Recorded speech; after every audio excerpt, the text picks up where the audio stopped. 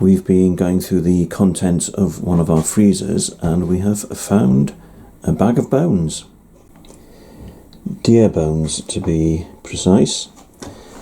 And they've been sitting in the freezer there for about 3 years now, so it really is time they got used up. So we've got them in the pan here and we'll let them thaw out a bit, and then we're going to boil them up to make venison stock, which will then be used to make soup. And nearly all the ingredients have been produced by ourselves. Right, the stock is now made and we've now added beans and leeks to the stock, along with a box or a tub of frozen soup that we found in the freezer as well, which again could do with being used up, could do with the space in the freezer.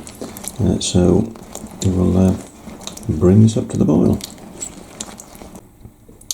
So 1 large pan of leek and broad bean soup with venison stock and a box of other soup thrown in for good measure, which means that we've got a bit more space in the freezers.